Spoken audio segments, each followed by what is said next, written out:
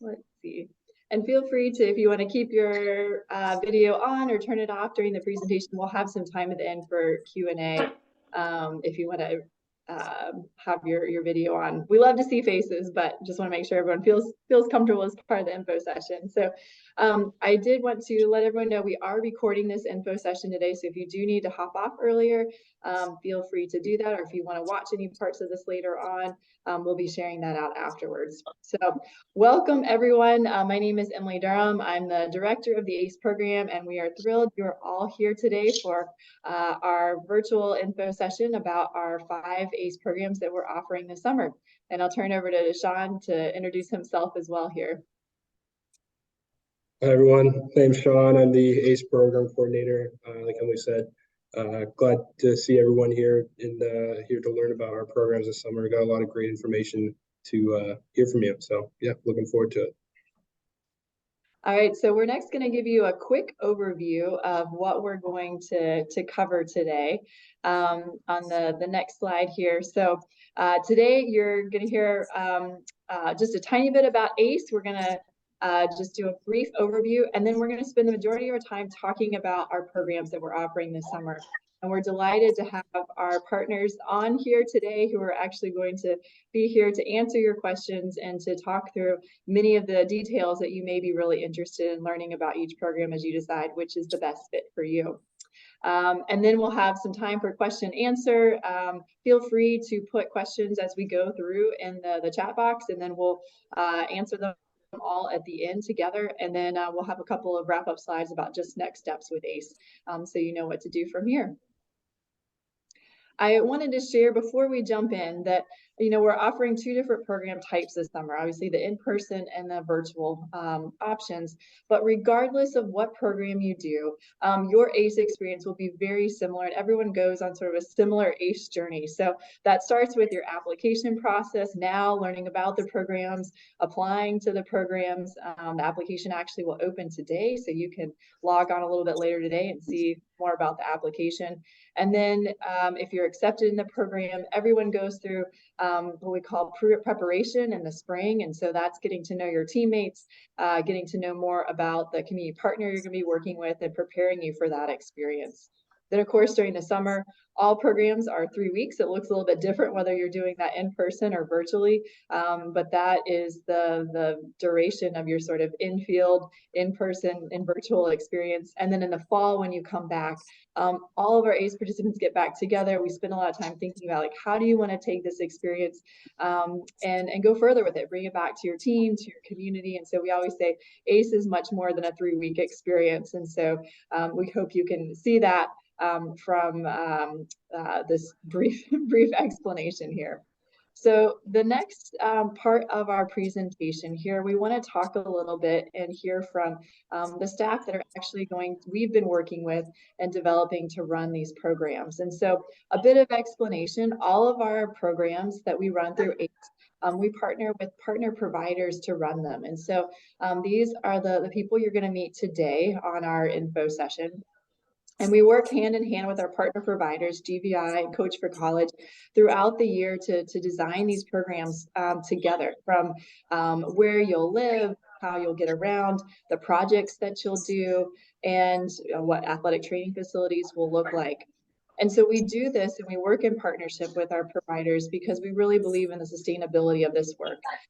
That by working with organizations like this that are there on the ground year round, that even though we may only be there 3 weeks as our ACE teams, that work is continuing, that those relationships with the community partners are very thoughtfully developed, and that longer term goals are happening beyond just what our ACE team is doing there during the 3 weeks. And so, you know, as we think about the ethics of service, this is the approach that the ACE program has taken as we think about how to make those longer term sustainable partnerships. And it's also why we don't jump around necessarily. We try not to every year from location to location. So you can see even during, you know, COVID times, we've worked with the same organizations and the same communities through our virtual programs. And so that is a core value of the ACE program. So with that, we're going to talk just briefly, highlight again our two types of programs we're running this summer. We have our home programs, which are virtual programs that those you can participate from anywhere. We have two, South Africa and Thailand, and then our away programs. So those are our 3-week experiences where you're actually traveling and you're living in the community. Working on site with 10 to 12 Duke and Stanford student athletes, and you are there as a group experience for the entirety of the 3 weeks. And the last piece I want to highlight, particularly for ACE, because this is a program built for student athletes, designed in kind of every aspect we're thinking about that, is the training opportunities. And so we know this is really top of mind. It's something that you're going to hear from each of the programs about today, but just knowing that each location does have access to workout facilities. They differ between them, so think about that and listen closely and ask questions. And each of the programs does have time built in for working out.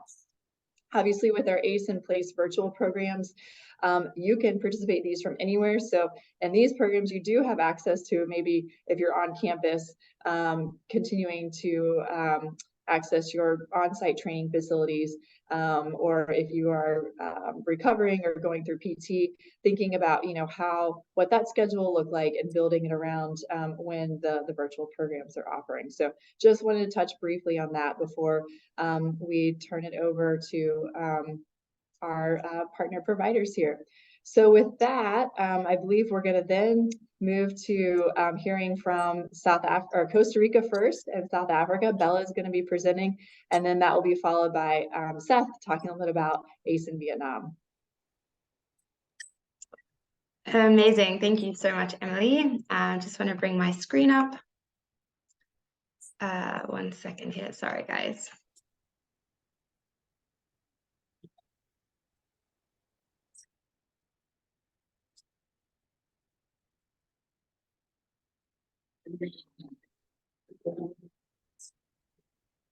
There we go. Amazing. So as Emily mentioned, my name is Bella. I'm from GBI, and I'm really excited to be talking about the both in-person and a little bit later on virtual programs offered through GBI. So very quickly, GBI, we're a global organization. We run permanent conservation and social development projects in 15 locations around the world. And essentially how this works is we fund our projects by inviting a limited number of individuals, such as yourselves, to work alongside us to contribute to project goals and long-term impact. So these are some of the destinations where we work, but today we'll be talking specifically about Costa Rica and South Africa, Cape Town. Before I jump into the destinations, I did just quickly want to touch on health and safety. So all GBI staff who host you on programs are trained, they've been vetted by GBI, they've gone through kind of emergency first aid training, we've done complete risk audits and risk assessments, we have the necessary emergency action plans in place in case of any emergency. Our staff all also have background checks. And for parents back home, we have a 24-hour emergency line. So in the event of any emergency, we always keep next of kin up to date with any developments. And of course, that emergency line is also available for parents to contact us. I also just wanted to note that while both of these kind of locations that I'll be talking about today are based in areas where we're quite close to the beach, it's worth noting that there won't be any swimming allowed in the ocean for training, just due to some risk assessments and concerns around kind of water safety.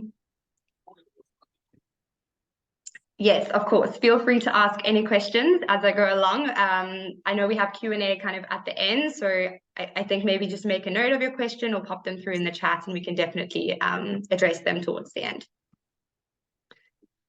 Cool. Jumping into Costa Rica, where the program is based in Gandoca. So Gandoca is a really small community of around kind of 350 inhabitants, and it's right in between kind of jungle and beach in the southeastern corner of Costa Rica's Caribbean. The town generally has just a gravel road kind of that runs through it. And it also, on each side of the town, you have protected areas, ecosystems, and you'll experience both elements of kind of rainforest and wetland, and it's home to various different amounts of wildlife as well as mangroves. So the project work that we do will be based in the Gandoka Manzillo National Wildlife Refuge Park within the local community. Cool. The project partner that we work with in Costa Rica is IRA, and their focus is on authentic cultural immersion experiences that promotes intercultural understanding and community-based natural resource conservation. So the project work that you'll get involved in is, these speaker notes, sorry guys. So just a bit about the project partner that we work with. It's locally owned by a family organization. A lot of the work that you will be doing is focused around kind of habitat conservation as well as sea turtle conservation. Of course, because we're living in kind of a remote community, there'll also be involvement with community projects and community development initiatives, and then also enjoying natural resources. So the community is focused on enjoying natural resources sustainably whilst also ensuring that we're protecting them.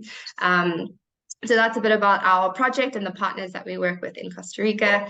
And the project partners' vision, and you obviously contribute towards this when you join the program, is to provide a positive and unique experience to visitors of the village while promoting community economic development and natural resource to conservation projects. Cool, and then just a bit more about the actual project work that you'll get involved in. So you'll kind of work in this could be construction, so it very much depends on the partner and what their requirements are at the time that you travel. So it is worth noting that these projects are partner-led, and so the elements that I talk about today are kind of activities that you might get involved in. A lot more information can be found on the project profiles, so descriptions into kind of the type of work underneath each of these headings can be found on that project profile description. So you might get involved in things like construction, which would be kind of just basic building of school, vegetable gardens, basic maintenance. There's also a recycling program at the school. Turtle monitoring, so patrolling the beach, monitoring turtle nests, beach cleans, and then also language lessons. And then lodging, so you will be staying in shared dormitories within cabins.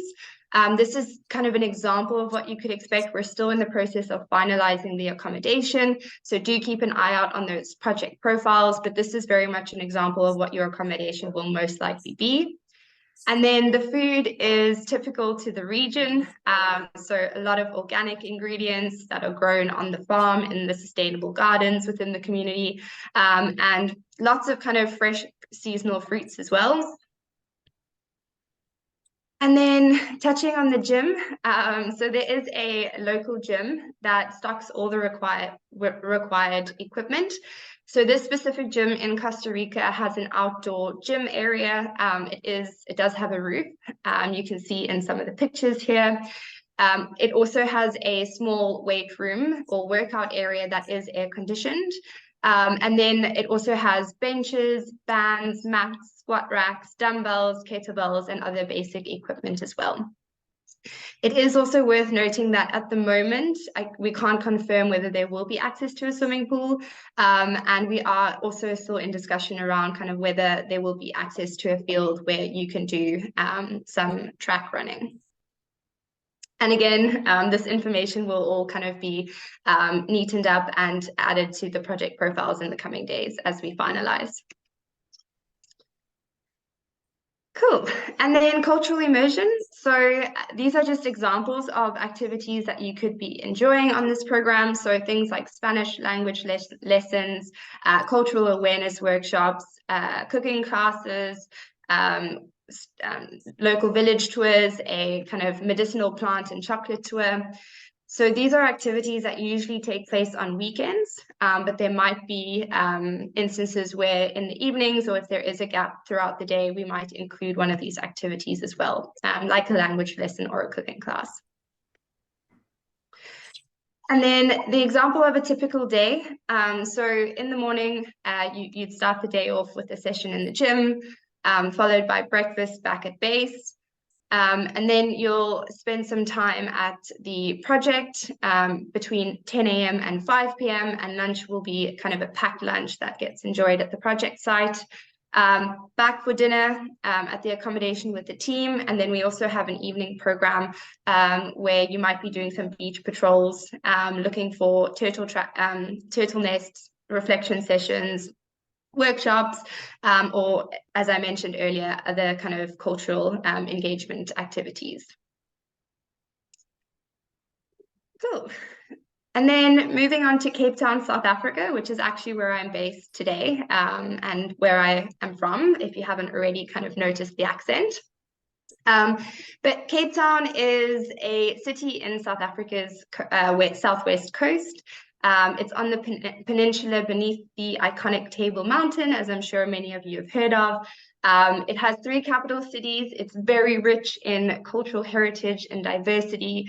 It has some of the most incredible sceneries, beaches, mountains, vineyards, and it's home to kind of one of the very unique biomes, which is fynbos. You can actually see in the picture here, that's our national flower, the protea. Cool.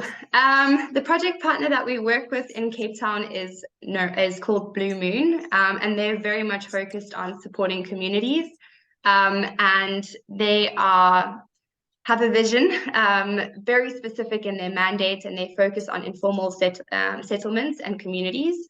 And so their main aim is to work with early childhood development centers and communities that house and kind of provide development opportunities for young kids, youth development, and volunteer training as well. And this is actually a family-run organization. So it was founded by a mother and son, and it has grown over the years. So Blue Moon is the name of the project, and that is kind of who we collaborate with to offer you this program. And then the activities that you will be doing on the Cape Town program, it's focused around construction again, so basic kind of building and maintaining of early childhood development centers in informal settlement areas. And then there's also a nutritional program, so kind of supporting the children who are in the early childhood development centers with kind of a feeding program, helping with nutrition, and providing meals each day for the students, for the children as well.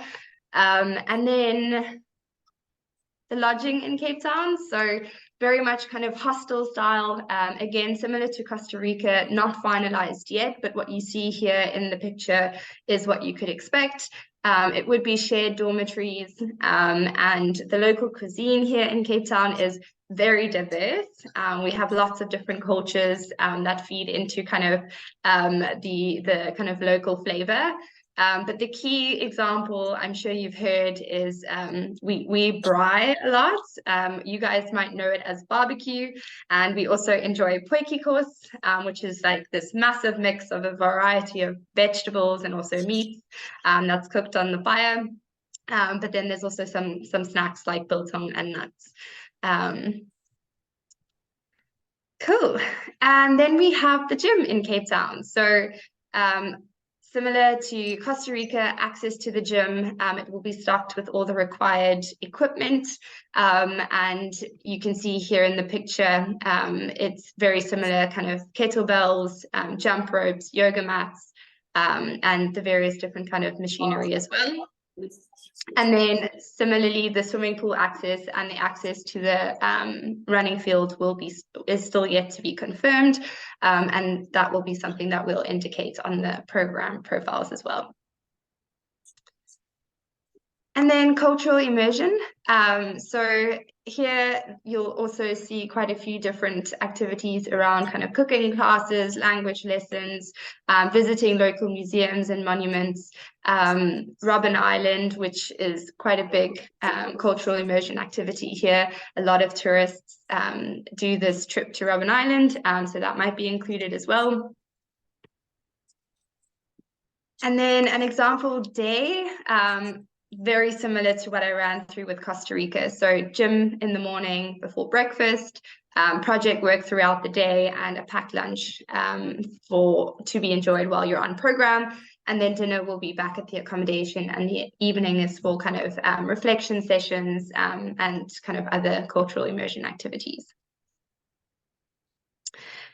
Cool. I think that's it from me. I'll hand back to Emily. Thanks so much. All right, Seth, we'll turn it over to you and Ace in Vietnam. Excellent. Just sharing my screen.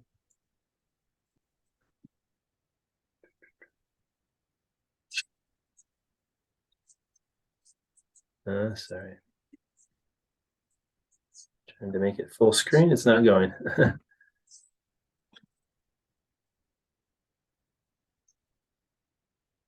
Maybe because sorry about that.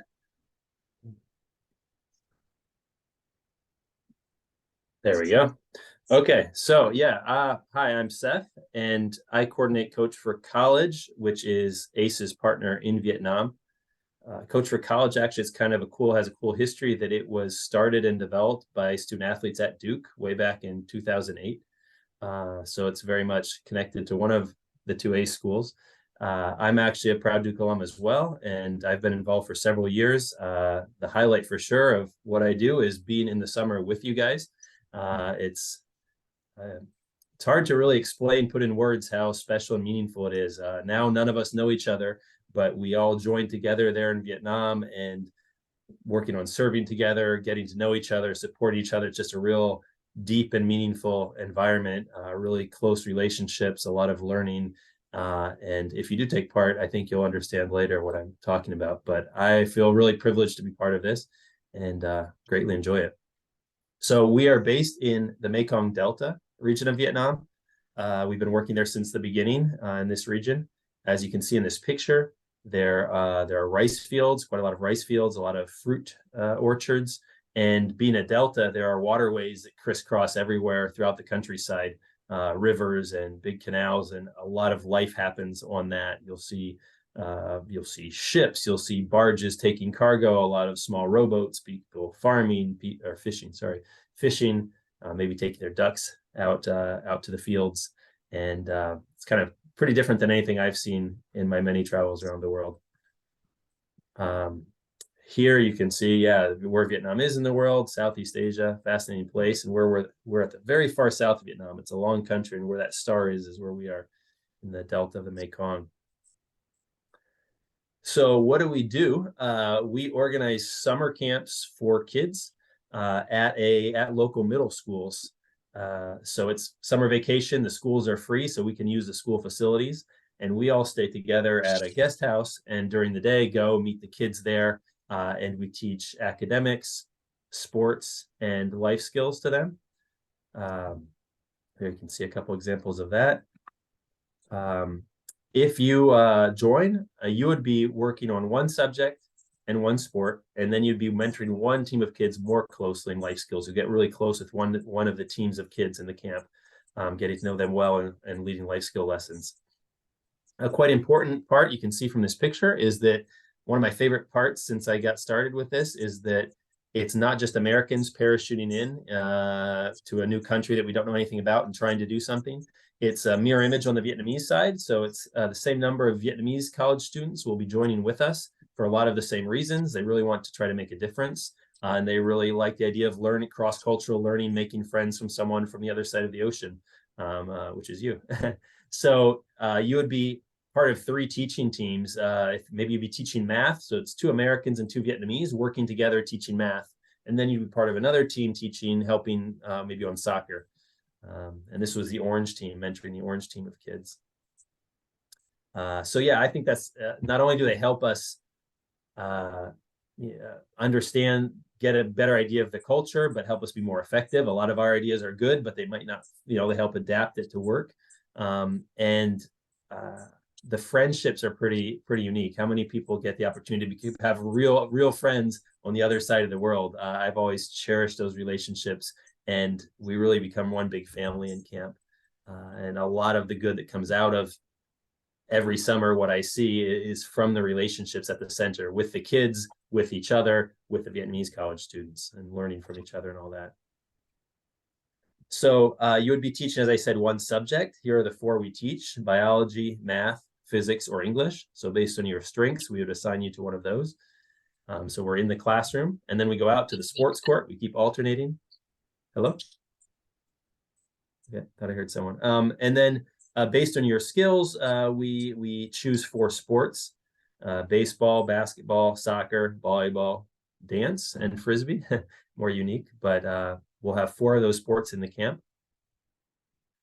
And then life skills I touched on. The big focus of the camp is to help the kids really embrace education as something valuable for them, that they should. It's an age when they tend to start dropping out of school, and they don't have many role models in the community who have people who have stayed in school. So helping them understand school is important and really give them that drive to stay in school. But then many other topics that you can see listed here that have kind of second nature to you, maybe as student athletes, but the kids haven't had that much exposure to. Just for example, setting an ambitious goal, but then that seems really hard. I'm a poor kid in the countryside. I can never amount to anything, but okay, you can break that down into smaller goals. And we always try to make all our lessons fun and engaging. This is one of my favorite examples. The participants came up with the idea for teaching perseverance in the life skills lesson to have all the kids go out team by team in the hallway and have a competition, a wall sit competition, and see which team was the last one standing.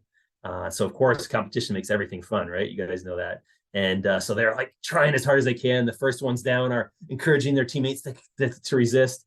And then once everyone collapses and we go back into class and then start talking about, okay, what did you do? What did it feel like? Was it hard? Did you want to give up? Did you do better than you thought? How? Why? And then you start talking about perseverance in life, the topic of the class, and they've had a very tangible example. They've just done it. And so the lesson is going to be memorable and fun, and they've actually done it. So we try to do that throughout camp. That's something Americans really bring, is that creativity to class.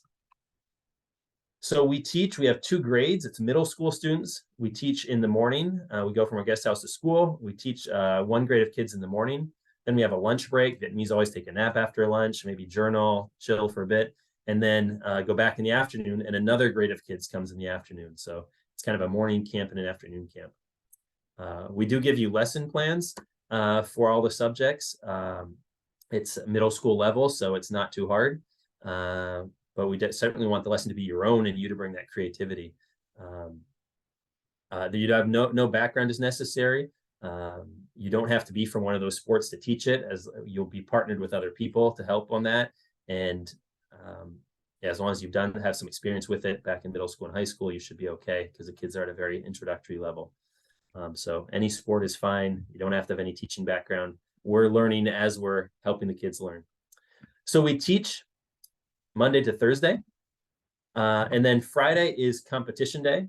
So the kids have tests and everything we've taught them that week.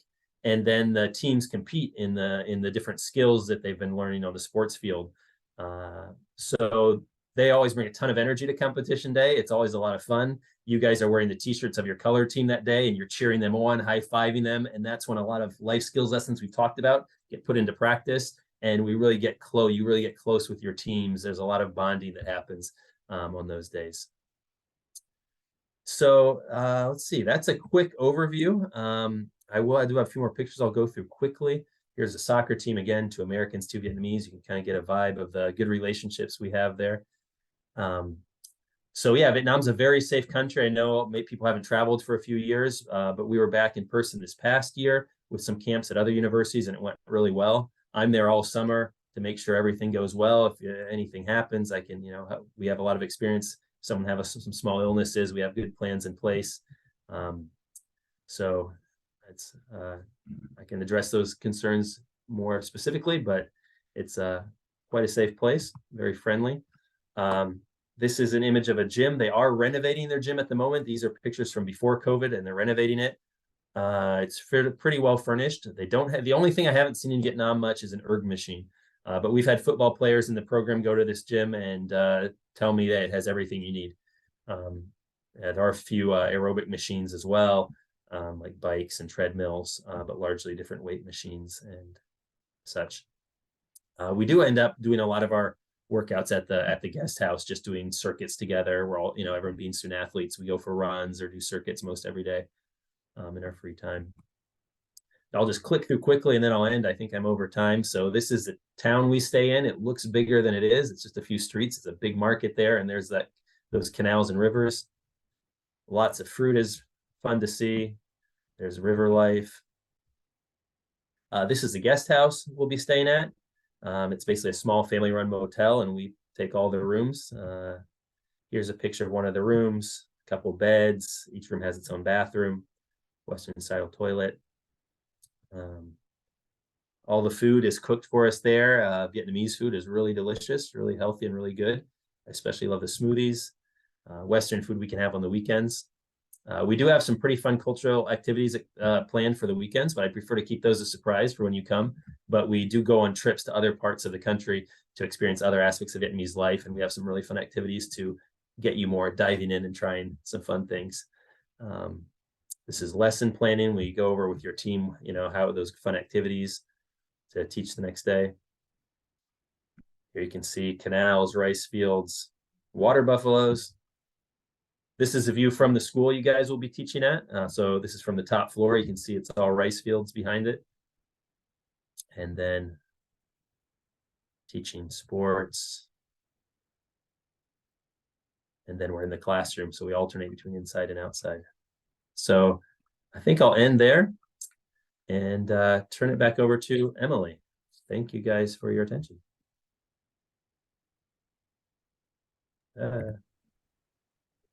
Thanks so much, Seth. Trying to unshare, sorry.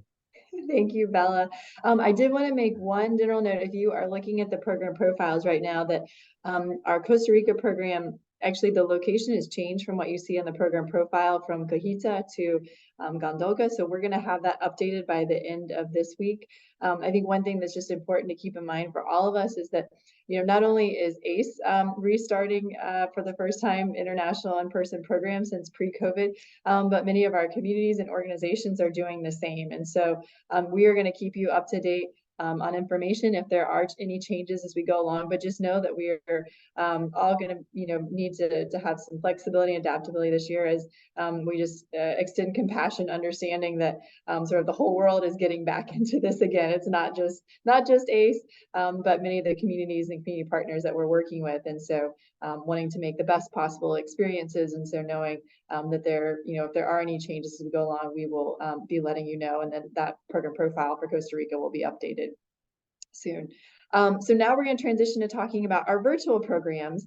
So I wanted to share just a couple of things there before we go into more details about each of them. So for our virtual programs, as you know, you can participate from anywhere. You can be on campus, you can be at home, wherever home is. You can be in multiple places. The most important thing to really think about and consider is your schedule. So in order for the virtual programs to work, there is a component where you have to be willing to commit to a Monday, Friday, Sunday, Thursday commitment throughout the 3 weeks. It's about 2 hours, and you'll hear more about this, 2 hours of Zoom per day. And the rest of the project time is very flexible, but it's important to know as you're thinking about that, what would be the best option. So for South Africa, that program is more of your early morning to mid-morning program, depending on if you are on East or West Coast time. And then for Thailand, that program will run in the evening. So if you're thinking about having, maybe more of a traditional internship during the day or taking classes during the day, this is a really great option to think about. So I wanted to mention that. The other piece with our virtual programs, we're really excited to share that if you do an ACE in place virtual program, you still have the opportunity to apply for an in-person program later on during your time at Duke and Stanford, as long as you're still eligible. So I think that's something really, really important to think about. For our virtual programs, they have been incredible. And I think the best description of them is that our past participants say they are not at all like classroom Zoom. So you can kind of take away all those stereotypes and think about a much more exciting, engaging space to spend your time in. So thinking about particularly, you know, for first year students, if you just want to go home, this is a great way to get involved in the ACE community, have an incredible experience, and then maybe later on participate in an in-person program.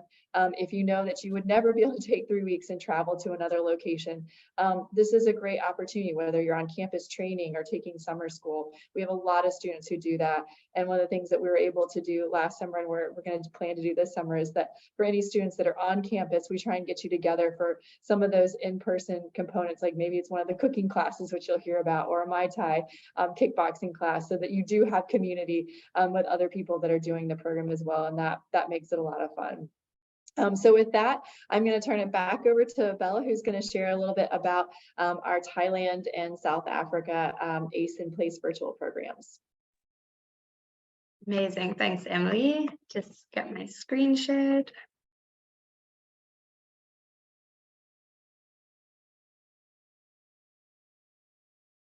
Awesome. So I know Emily touched on this very briefly, but just kind of reiterating why you would want to join a virtual program. It is honestly such an incredible opportunity for you to still make an incredible impact, gain experience, kind of working with different project partners internationally. We know that not all students are kind of able to travel due to training, or maybe you want to rather spend the time with your family. So this is a great alternative where you can still make an impact, still gain experience working with project partners in these locations, and also contribute to sustainable development.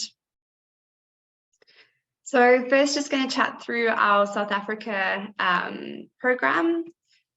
The project partner that we work with here is Ocean Pledge. So this is the founder, Dione. She is amazing. She is a research psychologist. She has 20 years of experience in conducting consumer research into kind of large national and multinational brands across Africa. She's very interested in the understanding of human paradigm shifts and how the language of marketing can help to restore health to our oceans. So she runs an incredible program. She works with restaurants, people in the education sector, and also research. And different types of projects you can get involved in here is focused around kind of marketing as well as research. And of course, you'll kind of work together as a group with other students from ACE who might sign up to this opportunity. There'll also be cultural immersion experience available, even though you are kind of joining remotely. So you'll see on the slide, we've actually included a kind of screenshot from the kind of master cooking class from last year, I think it was, when we did this program. So, you know, you could do a Cape Malay cooking class. You could do a language lesson where you learn the local language, Xhosa. A virtual masterclass, which would be hosted by our kind of conservationist who actually runs our South Africa wildlife conservation program. So she would do a masterclass, and yeah, those are the opportunities that we have available. It's really fun to kind of just join up together on a virtual. As you can see, everyone's super happy learning how to make these kind of meals from home. So yeah, that's Cape Town. And then in Thailand, so in Thailand, we work with Shark Guardian. So Shark Guardian is kind of, they're a UK charity that's been founded kind of by professional divers who focus on shark research, and also educating everyone on kind of the conservation and importance of the conservation of sharks. They run campaigns globally. So you'll see the picture here is of the founders, and they work in various different locations, UK, Europe, Africa, Middle East, Asia. So this project focuses specifically on kind of their impact and their work that they do in Thailand. And then the cultural immersion in Thailand. So it will be a kind of virtual Thai cooking class, and then the language lesson for learning Thai, and then also Emily mentioned this, the opportunity to join a Muay Thai class where you can learn kickboxing. So a very unique experience that you can learn from the comfort of your home. This is just an example schedule. So for your first week, you'll see the kind of independent and group service project work totals to about 10 hours for the week. But then alongside that, there will be various different sessions that you could join. Things like a welcome presentation, icebreakers, having meetings with the community project partner. You'll also have check-ins with the supervisor. We do coaching sessions as well. And so you'll see kind of at the top here, we've got different color coded. The orange ones are really valuable to attend. But again, if it's not suitable to your schedule, then these are sessions that can also be kind of watched. The recorded sessions can be watched later on. Second week, very similar, but here we also have kind of peer discussion opportunities as well as masterclasses, and again, kind of meeting with community partners and also cultural immersion activity.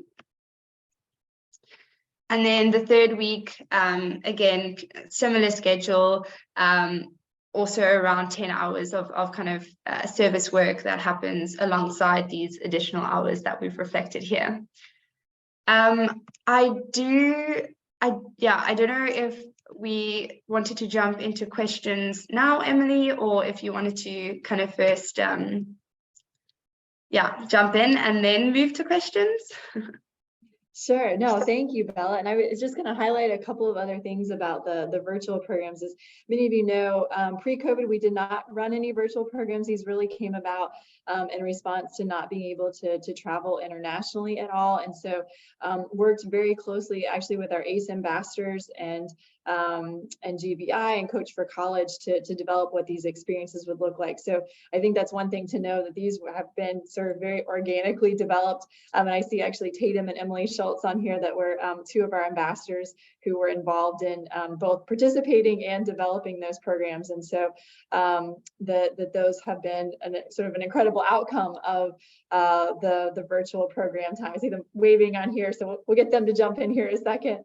But then to know that now, obviously we are able to return to international programming, but we've decided to continue the virtual programs because they were such an impactful model. You're getting to do real world projects. And so and really developing professional skills, applying things that maybe you're learning in your classes to actual work that makes a difference. And getting, one of the things that we found is that the team experience, you're in a team of 3 to 6 Duke and Stanford student athletes meeting every single day. And those relationships are just as strong as what you form in in-person programs. So that, team aspect, we know that that's a really important part of participating in ACE. Like, you still get to build those relationships, and it's really incredible. So I guess the last piece is we have decided to keep offering virtual programs because they do make ACE more accessible to our student athlete community. And we are a big believer in trying to be innovative and creative and figure out ways to continue to build programs that meet that need. So with that, let's open it up for any questions. You can either put them in the chat box here, or just feel free to, we're a fairly small group here, so feel free to jump on. You don't have to turn your camera on, just unmute yourself and ask your question. And it can be specifically about one program, about kind of all of them. And maybe I'll also have kind of Tatum and Emily, if you'd like to share a couple of thoughts here as maybe folks are thinking of questions. Yeah, hi everyone. My name's Tatum. I'm a senior at Stanford, and I did the Vietnam virtual program last summer. I was on Team Red. I actually just messaged Seth Wu, Team Red, when he was talking about the team aspect, and that was something that I found super special within the Vietnam program. Even though it was virtual, I was still able to build a super close-knit kind of community with my little Team Red group as well as the math group. But yeah, it was a super great program, awesome 3 weeks. And I was also able to do research while participating in the Vietnam program, which was super awesome. So I was kind of able to do both. As Emily mentioned, it's very accessible, and pretty easy to work around your schedule. Hi, everyone. Sorry, my name's Emily. My computer died, so I am on this laptop. But I did ACE in Peru in 2019, way back when. So I went in person, and I really loved it. That's why I'm still hanging around and helping out with ACE. So yeah, if you have any questions about just like being nervous to travel abroad, or kind of like applying and all that, happy to answer any questions.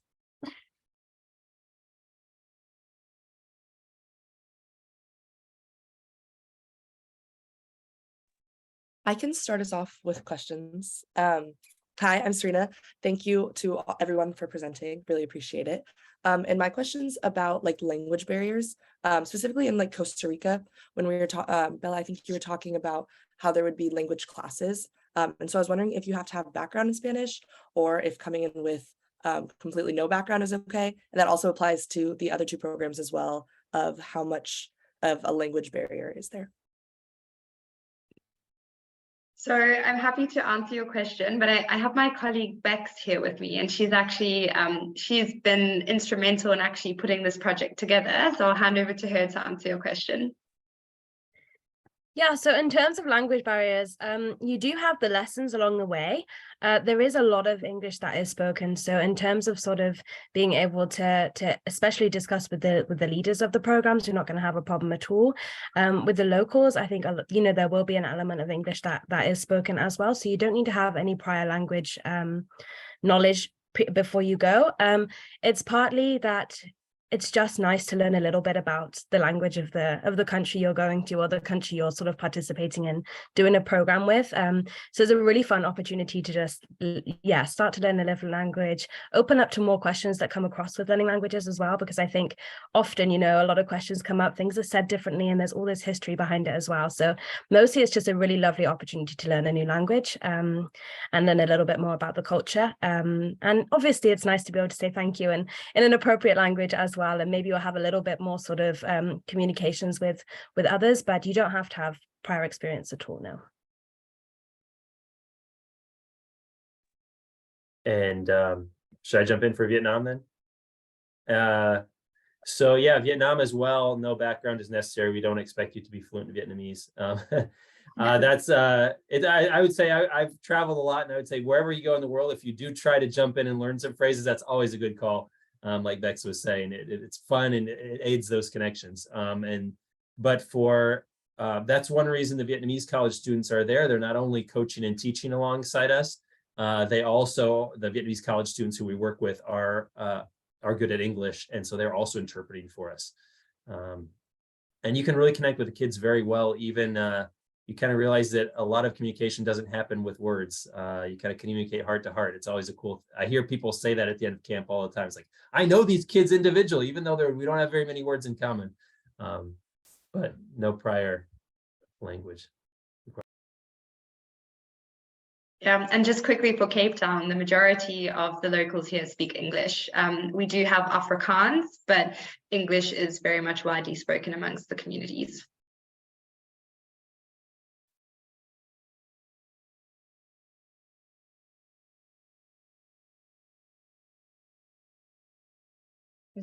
Other questions? Or Tatum and Emily, do you want to share sort of your experience with the language in your programs? Go ahead. Yeah, I think like Seth said, the coach for college from Vietnam were super helpful in kind of being like in between, kind of helping facilitate the communication with the kids. But it's also really neat, as you've seen, we pick up on a little bit. So it's neat to see that transition kind of over the 3 weeks in terms of the language barrier. Yeah, and I guess just with Peru, in Spanish, we also had like Spanish classes, which was really great. But like GVI being there with us and like kind of the leaders we had within our group, they were really great at helping translate or helping communicate if you didn't know as much Spanish and whatnot. But I do think like the biggest thing, kind of like Seth said, was the locals really appreciated if you like made an effort to try to learn their language and learn a lot of the words that they were using. So I think if you just go into it open-minded and ready to kind of learn their language, you'll be great. So. Yeah. I would say just one final thing. We are really intentional. You'll notice on the program profiles that none of the programs have any required program prerequisites, whether it is language or other technical skills or qualifications, and that is really intentional. Knowing that as student athletes, it's depending on what your course schedule allows, or so the opportunities you've been able to have, that wanting to make the barrier to participating in these really about your interest and passion for this experience. And so even if you haven't necessarily had environmental conservation work before, maybe it was something you did in high school that you haven't had a chance to do on campus, that is totally fine, and something that we welcome you talking about on your application and during your interview. So, and I think typically in most groups, what I found is that like for example, Emily had mentioned participating in the Peru program, that there will be people coming in that have a fairly higher language level, and then some that will have had no experience with the language. And so I think that's another aspect of how you work together as a team, and really drawing on each other's strengths and what each of you can contribute. So I see there's a question about application process and interviewing, and we are going to spend a couple minutes on that at the end. But are there any other kind of more general program specific questions? Thank you, Ava. That's a great question. We're gonna come to that here towards the end of our info session time.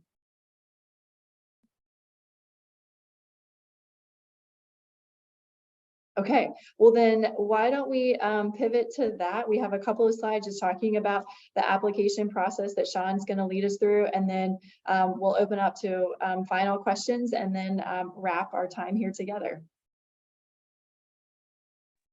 Yeah, thank you, Emily. So talking about next steps with ACE. Yeah, thank you guys for joining, and thank you for our presenters.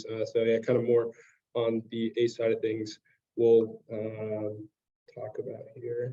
So what you need to apply. So today, in addition to the info session today, today is the day that our application opens. So you'll see announcements going on social media about that, and which will include links to our website and other resources there. So we'll be following up with that. But so what you need to apply, of course, starting an application on the ACE website will be the first step to that.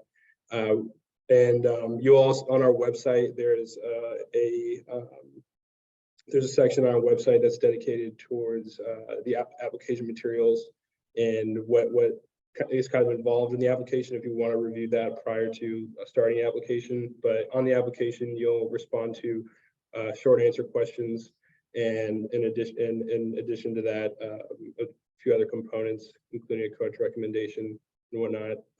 Prior to starting the application, definitely recommend you review the program profiles, look at dates, timing for our virtual programs, and really consider what program works for you, in addition to, of course, whatever your interest may be and what you're hoping in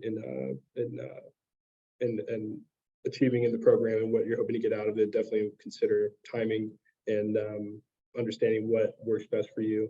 And yeah, as I mentioned, the head coach, position coach recommendation is a necessary part of the application that you will need in order to submit your application. So prior to what you'll do is you'll send a request email through the application to your head coach. But prior to that, definitely recommend letting your coach know that you are applying to the program, so that they can expect and letting them know that they can expect an email coming through, and being in contact with them throughout the kind of throughout your application process, making sure that recommendation comes through. So switching here, other things to consider, you will need a passport. For those considering our international programs, you will need a passport to travel internationally.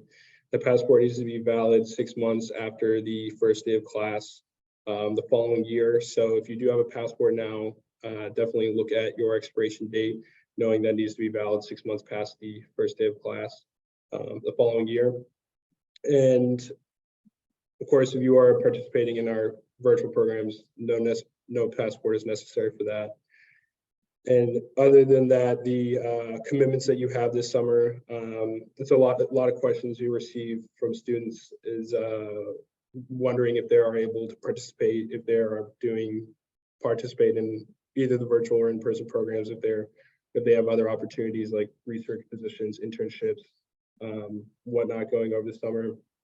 We outlined pretty clearly what you're allowed to participate in, at least in the virtual programs, as long as things don't conflict with your meeting times. Those are required.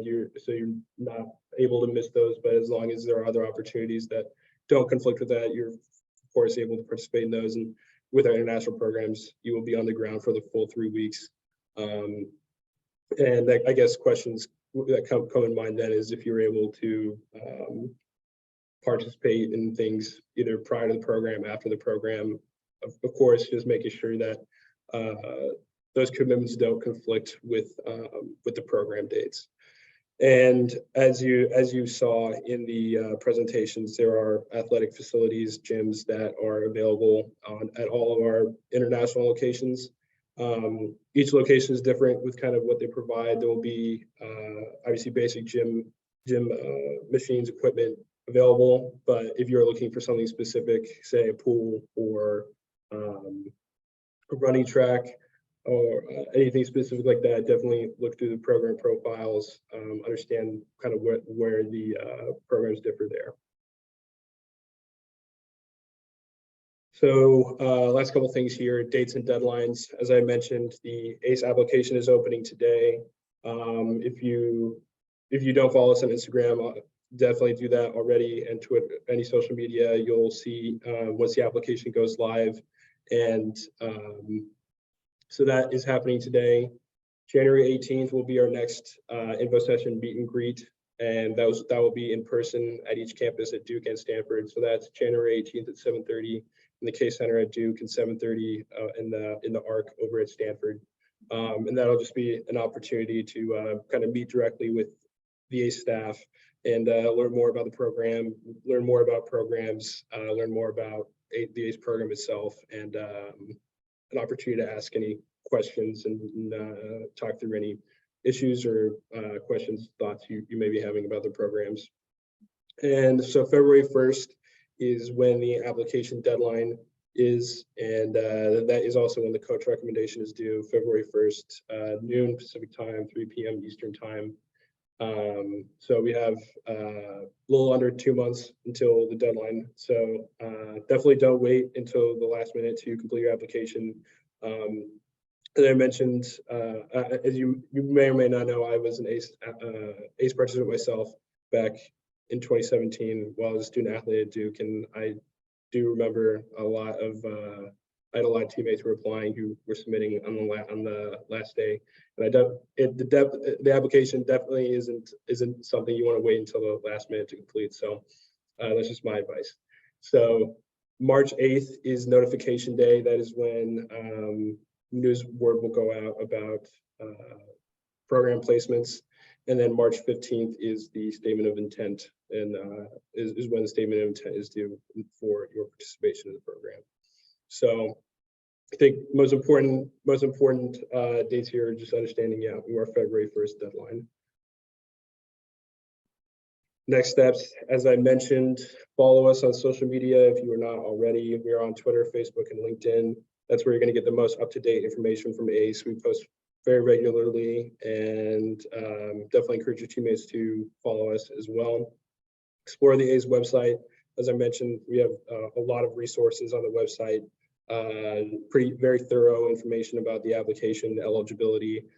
So take a look there. If you have any questions, of course, ask Emily and I their questions as well.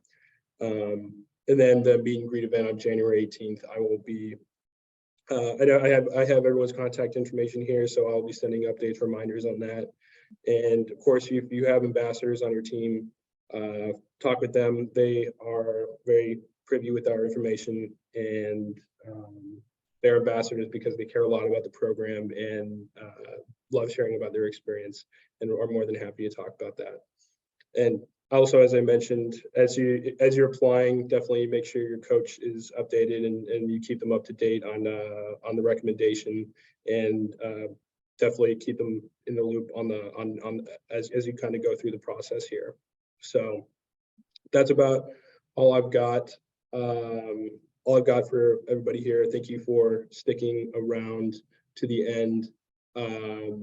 Yeah, appreciate everyone coming. I'll pass it over to Emily before we wrap up. Great. Thanks so much, Sean. I was going to add just one other thing onto the application process. So what happens after you submit your application is that Sean and myself, and then our athletic colleagues at both campuses will be reading your application. Then we will go into doing on-campus interviews. So if you're a Duke student, it will be at Duke, Stanford student, Stanford. And then actually the staff that you see on here, Bella, Bex, Seth, will all be part of actually also being part of an interview process, so that you get a chance to actually talk to them, and they get to really a chance to get to know you better. And then at that point, we'll be making final decisions. And as Sean shared, those go out on March 8th. Please note that even if you are interested in more than one program, you will only be offered a spot in one particular program. So that's what you will find out on March 8th. So one last call for questions before we wrap up here. Okay, great. Well, we will thank you so much for attending. We're going to turn off the recording.